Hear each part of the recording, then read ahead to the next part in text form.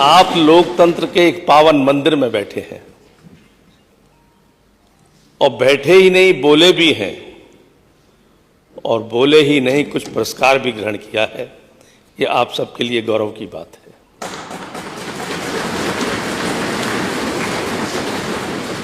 मित्रों, ये वो स्थान है जहां 25 करोड़ में से 403 लोग सेलेक्ट होकर बैठते हैं, वो सौभाग्यशाली लोग। उस जगह आपको बैठने की अनुभूति महसूस हो रही होगी, और जो आपने वक्तव्य दिए यहां पर, उससे भी आपको कुछ प्रेरणा मिली होंगी। और जैसा भी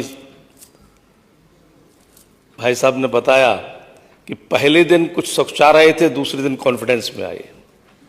ये होता है। हम भी जब पहली बार यहां आए थे ना, तो हम भी सोचाते थे, भाई साहब को देखते थे कैसे बोलते, फिर हम बोलने की शुरुआत करते थे। धीरे धीरे कॉन्फिडेंस आता है। लेकिन आप उस जगह बैठे हैं, जैसा मैंने कहा कि लोकतंत्र का पावन मंदिर है ये, और लोकतंत्र विश्व का सबसे सर्वोत्तम तंत्र है शासन करने का। कई तंत्र हैं, तानाशाही के हैं, राजतंत्र है, कुलीन तंत्र है, और कई हैं, कबीलाई तंत्र है। लेकिन लोकतंत्र जिसमें लोकवाणी मुखर होती है, वह ये स्थान है, उसका मंदिर। भारत के चिति में है लोकतंत्र। भले ही राजतंत्र रहा हो कभी यहां पर, लेकिन उसकी चिति में लोकतंत्र है। अगर हम पौराणिक स्थिति में जाएं, प्रभु श्री राम, वहां पर भी एक धोबी के कहने से राज्य में एक बहुत बड़ी उथल पुथल उन्होंने स्वयं की थी। यह राजतंत्र में लोकतंत्र था।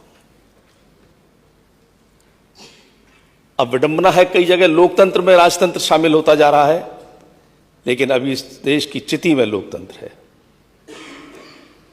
भगवान कृष्ण में उनका एक मित्र सुदामा, जो अकिंचन था, लेकिन दरबार में पहुंच सकता अपनी फरियाद लेकर अपने मित्र से मिलने, यह राजतंत्र में लोकतंत्र था। कहने को राजतंत्र रहा होगा, लेकिन लोकवाणी कितनी मजबूत थी, वह इस बात का प्रतीक है। और संसदीय लोकतंत्र उसमें सर्वोत्तम है, जिसमें आप यहां बैठे विचारों का आदान प्रदान किया। और मुझे अब इसको कहने में कोई शक नहीं कि मोदी जी ने जो विजन दिया है विकसित भारत का, और उसमें देखिए हर पहलू को टच कर रहे हैं वो, जिसमें एक पहलू ये भी है कि आने वाली पीढ़ी जिस लोकतंत्र की प्रहरी बनेगी, उसको अभी से परिपक्व बनाया जाए, अभी से प्रवीण बनाया जाए। और उसी का एक ये उदाहरण उन्होंने किया कि पहले तो उत्तर प्रदेश में 75 जिलों में, फिर प्रदेश भर में यहां पर, और यहां से चुने हुए प्रतिनिधि देश में जाकर अपने विचार व्यक्त करेंगे। जहां एक और वो संसदीय लोकतंत्र को सीखेंगे, समझेंगे, और वहां अपनी वाणी को कैसे जोरदार ढंग से अभिव्यक्त किया जा सकता है, यह भी उनको समझ में आएगा।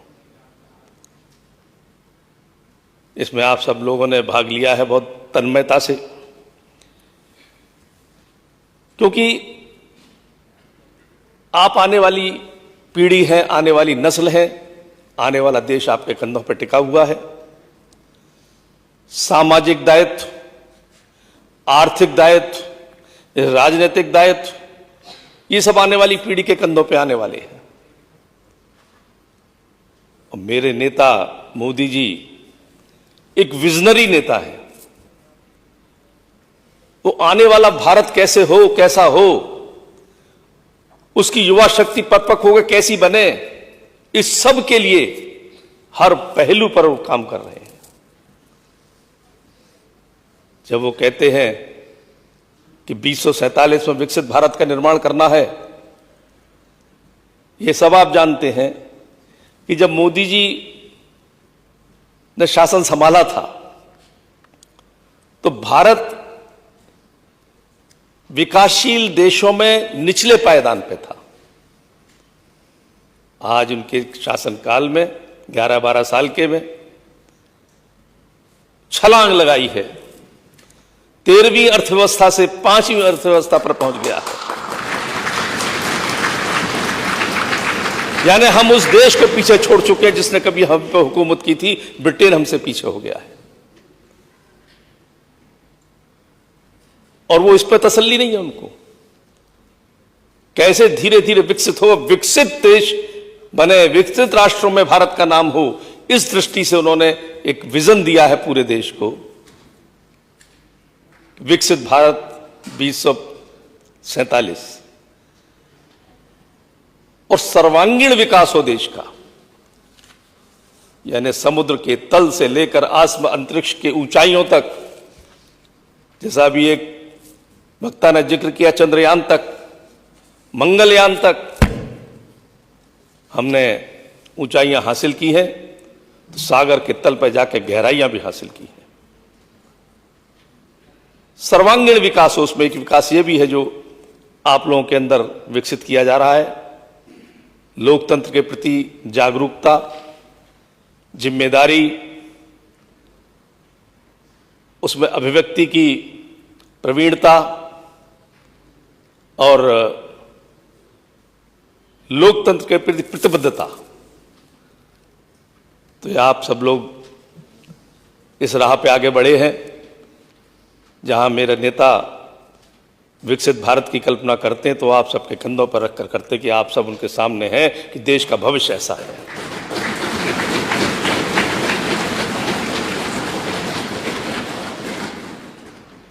जब वो देश के लिए सब कुछ निछावर करते हैं, तन समर्पित, मन समर्पित और ये जीवन समर्पित, चाहता हूं मातृभू मैं तुझे कुछ और भी दूं, इदम राष्ट्राय इदम नमम, यह उनका आदर्श वाक्य है। तो आप लोगों के लिए भी संदेश छोड़ते हैं, आपको भी धीरे तराशते हैं। तलाश कर तराशना यह अच्छे गुरु का काम है, यह अच्छे नेतृत्व का काम है और हमें फख्र है कि हमें ऐसे नेता मिले हैं। आप सबका भविष्य उज्जवल हो, सुखद हो, इसी कामना के साथ अपनी वाणी को विराम देता हूं। धन्यवाद।